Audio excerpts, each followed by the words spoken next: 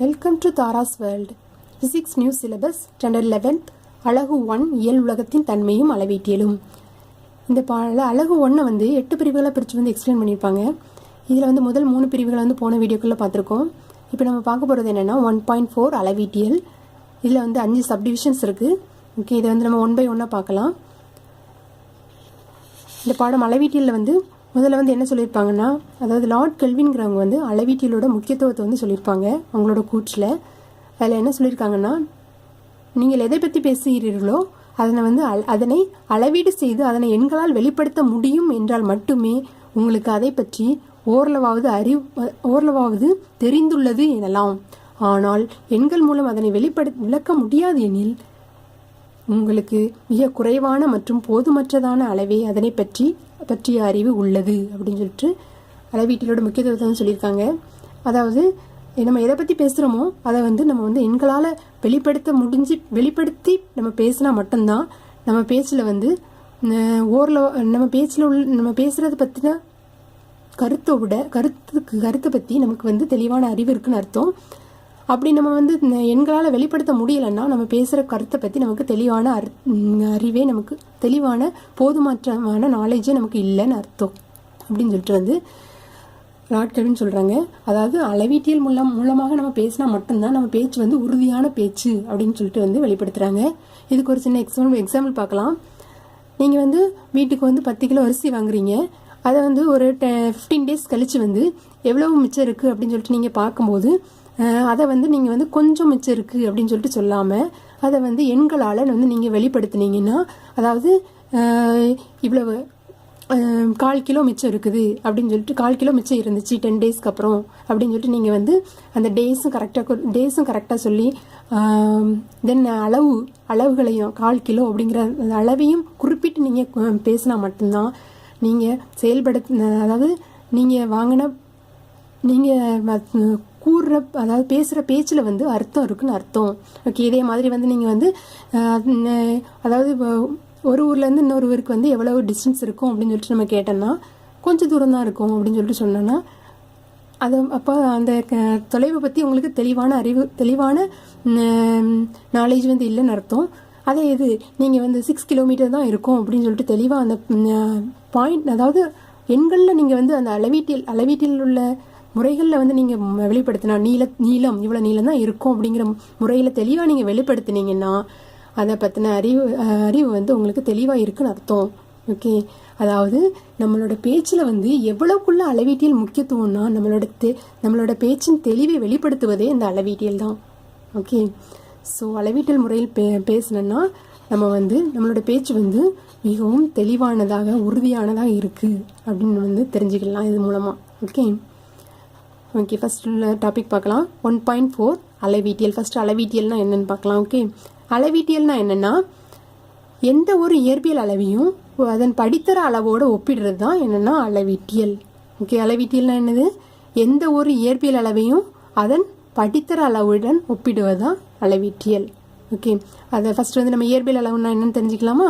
இயற்பியல் அளவுன்னா என்னென்னா, அதாவது ஒரு பொருளில் அளக்கக்கூடிய நீளம், நிறை, காலம், விசை, உந்தம், வெப்பநிலை, அழுத்தம், திறன், பரப்பு, கனளவு, அடர்த்தி, இது போன்ற அளவுகளை தான் என்னன்னு சொல்கிறோம்னா இயற்பியல் அளவுன்னு சொல்கிறோம். ஓகே, இது எல்லாமே நம்மளால் அளக்கக்கூடிய அளவுகள். ஒரு பொருளில் நம்மளால் அளக்கக்கூடிய அளவுகளை தான் என்னன்னு சொல்கிறோம்னா இயற்பியல் அளவுகள்னு சொல்கிறோம்.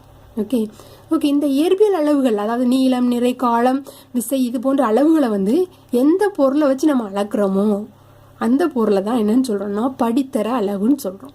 ஓகே, அதாவது எதை வச்சு நம்ம அளக்குறோமோ அதை தான் என்னன்னு சொல்கிறோம், அந்த அளவை தான் படித்தர அளவுன்னு சொல்கிறோம். ஸோ அப்போ படித்தர அளவுன்னா என்னதான் இருக்கும்? நீளத்தை வந்து நம்ம எதை வச்சு அளக்குறோம்? மீட்டருங்கிற அளவு ஸ்கேலை வச்சு அளக்குறோம், அப்படி தானே? ஸோ அப்போ மீட்டருங்கிறது என்னது? ஒரு படித்தர அளவு. ஓகே, இதே மாதிரி metre, kilogram, gram, centimetre, millimetre, kelvin, second, minutes, newton. Okay, time. Okay, so இது not time, minutes, second, are. Okay, இது போன்ற அளவுகளை தான் நம்ம என்னன்னு சொல்கிறோம்னா படித்தர அளவுன்னு சொல்கிறோம். Very clear? ஓகே. ஸோ அப்போ எந்த ஒரு இயற்பியல் அளவையும் அதன் படித்தர அளவோடு ஒப்பிடுவது தான் என்னது அளவீட்டியல். ஓகே. இயற்பியல் அளவுக்கு நீளம்னு ஒரு எக்ஸாம்பிள் எடுத்துக்கிட்டிங்கன்னா அந்த நீளம்ங்கிறத வந்து எந்த அளவால் அளப்பீங்க, எந்த படித்தர அளவால் அளப்பீங்க, மீட்டருங்கிற படித்தர அளவால் அளப்பீங்க. ஓகே. அடுத்து வந்து நம்ம பார்க்கலாம். இந்த அளவீட்டியில் தான் வந்து எல்லா அறிவியல் அறிஞர்களும் ஆராய்ச்சிகளுக்கும் சோதனைகளுக்கும் வந்து உபயோகிக்கிறாங்க. ஓகே. ஸோ இந்த அளவீட்டியல் வந்து மிகவும் முக்கியத்துவம் வாய்ந்தது. இந்த அளவீட்டியல் மூலமாக செய்யக்கூடிய செயல்கள் எல்லாமே வந்து ரொம்ப அக்யூரேட்டானது. ஓகே. ஸோ அதனால் இந்த அளவீட்டியல் இல்லாமல் வந்து நம்ம வந்து எந்தவித ஆராய்ச்சிகளும் சோதனைகளும் வந்து செய்ய முடியாது. அது மட்டும் இல்லாமல் வந்து நம்மளுடைய டே டு டே லைஃப்லேயும் வந்து இந்த அளவீட்டியல் வந்து ரொம்ப முக்கியத்துவமானது. எப்படி அன்றாட வாழ்க்கையில் நமக்கு முக்கியத்துவமானதுன்னா, காலையில் நம்ம வாங்குற மில்க் வந்து எப்படி வாங்குகிறோம், மில்க்மேன் வந்து எப்படி நமக்கு மில்க் தருவாங்க, அதாவது நம்ம வந்து சும்மா ஒரு அளவில் நம்ம கொடுத்துருக்க பாத்திரம் நிறைய ஊற்றி தந்துடுவாங்களா, தர மாட்டாங்க, அப்படி தானே. ஸோ எப்படி தருவாங்க, அது அவங்க வச்சுருக்க அளவுகளை வச்சு இது வந்து 1 லிட்டர், 1/2 லிட்டர், 5 லிட்டர் அப்படின்னு சொல்லிட்டு என்ன செய்வாங்க, அந்த லிட்டர் கணக்கில் அவங்க வச்சுருக்க படித்தர அளவு வச்சு அளந்து தான் என்ன செய்வாங்க நமக்கு வந்து தருவாங்க. ஓகே. ஸோ இதே மாதிரி காலையில் ஆரம்பித்ததுலேருந்து அதுக்கப்புறம் நம்ம ஸ்கூல் போகிற டைம் வந்து காலம், அதாவது 8:30 அப்படின்னு சொல்லிட்டு என்ன செய்யணும், அந்த மணி அளவுலையும் நம்ம வந்து மணி அளவில் நம்ம குறிப்பிட்டு தான் என்ன செய்கிறோம்னா வெளியே கிளம்புறோம் ஸ்கூலுக்கு. ஓகே. இத்தனை மணிக்குள்ளே நம்ம போகணும். அதுக்கப்புறம் வந்து காய்கறி கடையில் வந்து காய்கறி வாங்கும்போது எப்படி தருவாங்க, சும்மா கையில் எடுத்து தந்துடுவாங்களா, சும்மா கையால் எடுத்து நமக்கு தந்துடுவாங்களா, இல்லை, என்ன செஞ்சுவாங்க, அதை வந்து தராசுல இருந்து 1 கிலோ 2 கிலோ, ஓகே, 1/2 கிலோ தக்காளி, 1/4 கிலோ கேரட் அப்படின்னு சொல்லிட்டு என்ன செய்வாங்க அளந்து தான் நமக்கு வந்து தருவாங்க. ஓகே. இதே மாதிரி வந்து துணி கடையில் போனோன்னா 1 மீட்டர் துணி, 1 மீட்டர் துணி இந்த கிளாத்தில் வந்து 1 மீட்டர் தாங்க அப்படின்னு சொல்லிட்டு என்ன செய்வோம், நம்ம மீட்டர் கணக்கில் வந்து அதனோட அளவை வந்து நம்ம சொல்லி வாங்குவோம். ஓகே. இதே மாதிரி அன்றாட வாழ்க்கையில் ஈச் அண்ட் எவ்வரி பிளேஸ்லேயும் வந்து இந்த அளவீட்டியல் வந்து நமக்கு வந்து ரொம்ப முக்கிய பங்குள்ளதாக இருக்குது. ஓகே. அளவீட்டியல் இல்லைன்னா நம்ம வந்து ஒரு எதையுமே நம்ம சொல்லி வந்து வாங்குறது வந்து மிகவும் எளிது கிடையாது. ஓகே. அது வந்து சரியாகவும் இருக்காது, இடத்துக்கிடம் ரொம்ப டிஃப்ரெண்ட் உடையதாக இருக்கும். ஸோ அதனால் வந்து இந்த அளவீட்டியல் வந்து ரொம்ப எவ்வளோக்குள்ள இம்பார்ட்டன்ஸாக இருக்குதுன்னு சொல்லிட்டு பார்த்துக்கோங்க. நம்ம உடுத்திருக்க உடையில் கூட வந்து அளவீட்டியல் இல்லைன்னா அது வந்து எப்படி இருக்கும், நம்ம ட்ரெஸ் வந்து இர்ரெகுலர் ஃபார்மேட்டில் தான் இருக்கும், அப்படி தானே. ஓகே. ஸோ இந்த அளவில் வந்து ஈச் அண்ட் எவ்ரி பிளேஸ்லேயும் வந்து இந்த அளவீட்டியல் வந்து மிகவும் முக்கியத்துவம் வாய்ந்ததாக இருக்குது. ஓகே. அடுத்து வந்து இந்த இயற்பியல் வந்து ஒரு அளந்தறியக்கூடிய அறிவியல் ஆகும். இயற்பியலுங்கிறது அளந்தறியக்கூடிய அறிவியல்னா என்னென்னா, இதை வந்து அதாவது எல்லாத்தையும் அளந்து கூறக்கூடியதுனால சிறிய பொருளிலிருந்து பெரிய பொருள் வரைக்கும் உள்ள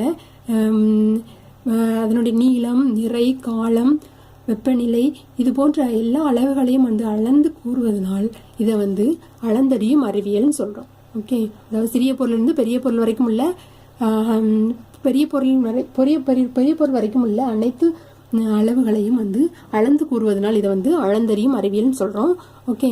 அடுத்து வந்து இந்த இயற்பியல் அறிவியலாளர்கள் வந்து எதை யூஸ் பண்ணுவாங்கன்னா, இந்த இயற்பியல் அளவீடுகள் மூலம் அளந்து கிடைக்கக்கூடிய எண்களை தான் வந்து இந்த இயற்பியலாளர்கள் வந்து எப்போவுமே குறிப்பிடுவாங்க. ஓகே. ஃபார் எக்ஸாம்பிள் வந்து நீங்கள் வந்து ஒரு பொருள், அதாவது இயற்பியலாளர்கள் ஒரு பொருள் யூஸ் பண்ணுறாங்கன்னா அதை வந்து மீட்டர் ஸ்கேல் மூலமாக அளந்து எவ்வளோ நீளம் இருக்குது அப்படின்னு சொல்லிட்டு இந்த இயற்பியல் அளவீடுகளில் குறிப்பிடக்கூடிய அந்த அதாவது ஸ்டாண்டர்டான குறிப்பிடக்கூடிய அந்த அளவீடுகள் மூலமாக அளந்து தான் அது வந்து 50 சென்டிமீட்டர், ஓகே, 60 சென்டிமீட்டர்னு சொல்லிட்டு என்ன செய்வாங்க அளந்து அந்த அளவு இது போன்ற அளந்து பல அளவீடுகள் மூலம் அளந்த இயற்பியல் அளவுகள் மூலம் அளந்த எண்களை தான் அந்த இயற்பியலாளர்கள் வந்து குறிப்பிடுவாங்க. Very clear? ஓகே. ஓகே. இப்போ அடுத்தது பார்க்கலாம். அடுத்தது வந்து என்னென்னா 1.41 இயற்பியல் அளவின் வரையறை. ஓகே. நம்ம ஏற்கனவே இயற்பியல் அளவுனா என்னென்னு பார்த்துருக்கோம், அதனோட டெஃபினேஷனை தான் அங்கே கொடுத்துருக்காங்க. ஓகே. இயற்பியல் அளவுனா என்னென்னு பார்த்தோம், நீளம், நிறை, காலம், விசை, ஆற்றல்னு பார்த்தோமா. ஓகே. இந்த அளவு வந்து அளக்கக்கூடியது. ஓகே. அளவிடப்படக்கூடியது தான் அதில் என்ன கொடுத்துருக்காங்க, அளவிடப்படக்கூடியதுன்னு ஒரு வேர்டு கொடுத்துருக்காங்களா. நீளத்தை வந்து என்ன செஞ்சிடலாம், நம்ம வந்து அளந்து இவ்வளோ மீட்டர் இவ்வளோ கிலோமீட்டர்னு சொல்லிட்டு அளந்து சொல்லலாம். அதனால இயற்பியல் அளவு வந்து என்னது, அளவிடக்கூடியதும் அதன் மூலம் இயற்பியல் விதிகளை விவரிக்கத்தக்கதுமான அளவுகளை தான் இயற்பியல் அளவுகள்னு சொல்கிறோம். ஓகே, அதாவது நம்ம ஒரு பொருளோட நீளத்தை வந்து அளந்துடலாம், நிறைய வந்து அளந்துடலாம், காலத்தை வந்து அளந்துடலாம். இப்படி அளவிடக்கூடிய அளவுகள் தான் என்னென்னா இயற்பியல் அளவுகள். இந்த இயற்பியல் அளவுகள் மூலமாக வந்து நம்ம வந்து இயற்பியல் விதிகளையும் வந்து விவரிக்கலாம். எப்படின்னா, நியூட்டனோட செகண்ட் லா எடுத்துக்கோங்க. F is equal to second law வந்து என்னது, F is equal to ma, isn't it? So அதில் வந்து நம்மளோட மாஸ், அதனோட நிறை அளவு m, மாஸ். ஓகே, அந்த அளவு தெரிஞ்சுக்கணும். அதுக்கப்புறம் அந்த ஆக்சிலரேஷன், முடுக்கம், அந்த அதாவது நிறையும் முடுக்கமும் தெரிஞ்சிச்சுன்னா என்ன செஞ்சிடலாம், நம்ம அந்த பொருளோட விசையை வந்து அந்த பொருளின் மீது செயல்படக்கூடிய விசையை வந்து கண்டுபிடிச்சிடலாம். ஓகே, அதாவது F is equal to ma, எம்மோட வேல்யூவும் ஏயோட வேல்யூவும் தெரிஞ்சுன்னா அதன் மீது செயல்படக்கூடிய விசையான எஃப்னோட வேலை வந்து நம்ம வந்து எஃப்னோட வேல்யூ வந்து நம்ம வந்து தெரிஞ்சுக்கலாம். ஓகே, ஸோ இது வந்து அப்படி அளவிடக்கூடிய அந்த மாஸ், ஆக்சிலரேஷன், அதாவது நிறை, முடுக்கம், இந்த அளவுகள் வந்து எஃப்க்கு வந்து ஈக்குவல். இது இப்படி நம்ம நியூட்டனோட விதிகளை வந்து இது வந்து நிறைவு செய்யுது. ஓகே, இந்த அளவுகள் வந்து நிறைவு செய்கிறதுனால நிறைவு செய்யக்கூடியதுமான அந்த அளவுகளை தான் என்னன்னு சொல்கிறோம்னா இயற்பியல் அளவுகள்னு சொல்கிறோம். ஓகே, இப்படி வந்து நம்ம கண்டுபிடிக்கக்கூடிய அளவுகள் வந்து விதிகளையும் நிறைவு செய்யத்தக்கதுமான அளவுகளை தான் என்னன்னு சொல்கிறோம்னா இயற்பியல் அளவுகள்னு சொல்கிறோம். ஓகே, ஸோ அப்போ எப்படி டிஃபைன் பண்ணலாம், ஒன்ஸ் அகெயின் பார்ப்போம். அளவிடப்படக்கூடியதும் அதன் மூலம் இயற்பியல் விதிகளை விவரிக்கத்தக்கதுமான அளவுகள் இயற்பியல் அளவுகள் எனப்படுகின்றன. ஓகே, எடுத்துக்காட்டு கொடுத்துருக்காங்க. நீளம், நிறை, காலம், விசை, ஆற்றல். ஓகே, அடுத்த டாபிக் பார்க்கலாம். 1.42 இயற்பியல் அளவுகளின் வகைகள். ஓகே, இந்த இயற்பியல் அளவுகளோட வகைகள் பார்க்கலாம். இயற்பியல் அளவுகள் வந்து 2 வகைப்படும். ஃபர்ஸ்ட் வந்து அடிப்படை அளவுகள், ரெண்டாவது வந்து வழி அளவுகள். அடிப்படை அளவுகள்னா என்னன்னு பார்க்கலாம். ஃபர்ஸ்ட் அடிப்படை அளவுகள்னா என்னன்னா, எந்த இயற்பியல் அளவுகளாலும் குறிப்பிட இயலாத அளவுகளை தான் என்னன்னு சொல்கிறோம்னா இயற்பியல் அளவுகள் சொல்கிறோம். இதுக்கு ஒரு நல்ல எக்ஸாம்பிள் உங்களுக்கு சொல்கிறேன். என்ன எக்ஸாம்பிள்னா, இப்போ தமிழ்னு எடுத்துக்கிட்டோன்னா அதுக்கு அடிப்படையானது என்னது, அந்த உயிர் எழுத்துக்கள் தான். அப்படி தானே, உயிர் எழுத்துக்கள் ஆ இ ஈ. ஓகே, ஸோ அந்த ஆ ஈயை வந்து வேற எந்த எழுத்தாலையும் நம்ம குறிப்பிட்டு கூற முடியுமா, கூற முடியாது. அப்படி தானே, அதுதான் பேசிக்கான லெட்டர். அப்படிதானே. ஸோ அந்த தமிழுக்கு பேசிக்கானது என்னது, அந்த லெட்டர்ஸை வந்து வேற எந்த அளவுகளாலையும் எந்த எழுத்துக்களாலையும் நம்ம வந்து குறிப்பிட முடியாது. ஓகே, அதே மாதிரி இங்கிலீஷ் எடுத்துக்கிட்டிங்கன்னா ஏபிசிடி அந்த லெட்டர்ஸ்லேருந்து டிசெட் வரைக்கும் உள்ள லெட்டர்ஸ், அந்த லெட்டர்ஸை வந்து வேற லெட்டரால் வந்து நம்ம வந்து டினோட் பண்ண முடியாது. ஓகே, ஸோ அதே மாதிரி தான் இந்த அடிப்படை அளவுகளை வந்து வேற எந்த இயற்பியல் அளவுகளாலையும் நம்ம குறிப்பிட முடியாது. அப்படி உள்ள அளவுகளை தான் என்னன்னு சொல்கிறோம், அடிப்படை அளவுகள். R clear? ஓகே, வேறு எந்த அளவுகளாலும் குறிப்பிட இயலாத அளவுகள் அடிப்படை அளவுகள் எனப்படும். ஓகே, இதுக்கு வந்து எக்ஸாம்பிள்ஸ் கொடுத்துருக்காங்க. இந்த அடிப்படை அளவுகள் மொத்தம் எத்தனைன்னா 7 அளவுகள். ஓகே, மொத்தமாகவே அடிப்படை அளவுகள் எத்தனை, 7 அளவுகள் தான். உயிரெழுத்துக்கள் 12 மாதிரி இந்த அடிப்படை அளவுகள் நமக்கு எத்தனை இருக்குது, மொத்தம் 7 அளவுகள் தான் இருக்குது. என்ன அளவுகள்லாம் பார்ப்போம். நீளம், நிறை, காலம், மின்னோட்டம், வெப்பநிலை, ஒளிச்செறிவு மற்றும் பொருளின் அளவு. இப்படிப்பட்ட இந்த 7 அளவுகள் மட்டுமே இயற்பியலில் உள்ள அளவுகளில் அடிப்படை அளவுகள். ஓகே, ஸோ அடிப்படை அளவுகள் என்றால் என்னன்னு கேட்டோன்னா என்ன செய்யணும், நீங்கள் வந்து இதை வந்து தெளிவாக எழுதிக்கோங்க. ஓகே, அடுத்து வந்து பார்க்கலாம் வழி அளவுகள். செகண்ட் ஒன் வழி அளவுகள். அடிப்படை அளவுகளால் குறிப்பிடக்கூடிய அளவுகளை தான் என்னன்னு சொல்கிறோன்னா வழி அளவுகள்னு சொல்கிறோம். ஓகே, அதாவது இப்போ வந்து தமிழில் வந்து அந்த எழுத்தை வச்சு வந்து நீங்கள் குறிப்பிடக்கூடிய ஒரு வார்த்தையை தான் என்னன்னு சொல்கிறோன்னா அந்த அதாவது தமிழில் அந்த அடிப்படையான எழுத்துக்கள்லேருந்து வந்த உருவான வார்த்தைன்னு சொல்லிட்டு சொல்கிறோம். அப்படி தானே. அதே மாதிரி இங்கிலீஷில் வந்து எடுத்துக்கோங்க. இங்கிலீஷில் வந்து என்னது ஏபிசிடி அந்த லெட்டர்ஸ் வச்சுருக்கோம். ஓகே, அதில் வந்து நம்ம ஃபிசிக்ஸுங்கிற வேர்டே எடுத்துக்கிடுவோம். அதில் வந்து அது பேஸான வார்த்தையிலேருந்து தான் உருவானுச்சு. அப்படி தானே. பேஸான வார்த்தைகள் என்னெல்லாம், ஏபிசிடி அந்த வார்த்தை பேசிக்கான வார்த்தையிலேருந்து உருவானது தான் அந்த ஏபிசிடி. அந்த Z2 லெட்டர்ஸில் உள்ள லெட்டர்லேருந்து உருவான அந்த வார்த்தை தான் என்னதான் அந்த ஃபிசிக்ஸ்ங்கிற வேர்டு. ஓகே, நாட் ஒன்லி இந்த ஃபிசிக்ஸ், நிறைய லாட் ஆஃப் வேர்ட்ஸை வந்து நம்ம வந்து அதுலேருந்து உருவாக்கி எடுத்திருக்கோம். ஓகே, ஸோ இப்படி அந்த லெட்டர்லேருந்து நம்ம ஒரு வேர்டை உருவாக்குறோம்ல, அதே மாதிரி தான் இந்த அடிப்படை அளவுகளால் குறிப்பிடக்கூடிய அளவுகளை தான் என்னன்னு சொல்கிறோம்னா வழி அளவுகள்னு சொல்கிறோம். ஓகே, இந்த அடிப்படை அளவுகளை யூஸ் பண்ணி வரக்கூடியது தான் என்னென்னா இந்த வழி அளவுகள். ஓகே, அதுக்கு வந்து நம்ம எக்ஸாம்பிள் பார்க்கலாம். பரப்பு, கனளவு, திசைவேகம், முடுக்கம், விசை. ஓகே, இதே மாதிரி நிறைய வந்து நம்ம வந்து சொல்லலாம். ஓகே, அதெல்லாம் நம்ம பின்னாடி பார்ப்போம். ஓகே, இப்போ வந்து பரப்பு எடுத்துக்கோங்க. பரப்பில் வந்து எப்படி வந்து அடிப்படை அளவுலேருந்து வந்திருக்குன்னு பார்க்கலாம். பரப்பு வந்து ஒரு வழி அளவு. ஓகே, ஸோ அது வந்து எப்படி அடிப்படை அளவுலேருந்து வந்துச்சுன்னா, பரப்புனா என்ன, நீளம் என்று அகலம், அப்படி தானே. நீளம் வந்து என்ன அளவு, நீளம் வந்து அடிப்படை அளவு. ஓகே, ஸோ தென் அகலமும் 2 புள்ளிகளுக்கு இடைப்பட்ட தொலைவு தான். ஸோ அகலம் என்னது தான், நீளம் தான். ஓகே, ஸோ எப்படி ரெண்டு நீளம்ங்கிற அடிப்படை அளவுகளை வந்து பெருக்கி கிடைக்கக்கூடியதுதான் என்னது, பரப்பு. ஓகே, ஸோ இதே மாதிரி இன்னொரு எக்ஸாம்பிள் பார்க்கலாம். திசைவேகம்னா என்ன, இடப்பெயர்ச்சி பை காலம். ஓகே, இடப்பெயர்ச்சினா என்னது, 2 புள்ளிகளுக்கு இடைப்பட்ட தொலைவு. ஓகே, 2 புள்ளிகளுக்கு இடைப்பட்ட தொலைவுனா என்னது, அது வந்து குறிக்கிறது வந்து நீளம். ஸோ நீளம் வந்து ஒரு அடிப்படை அலகு, காலமும் ஒரு அடிப்படை அலகு. ஸோ அந்த இடப்பெயர்ச்சி அதாவது நீளத்தை வந்து காலத்தால் டிவைட் பண்ண கிடைக்கக்கூடியதான் என்னது, திசைவேகம். இப்படி இதில் வந்து எத்தனை அடிப்படை அளவுகள் இருக்கு, 2 அடிப்படை அளவுகள் இருக்கு.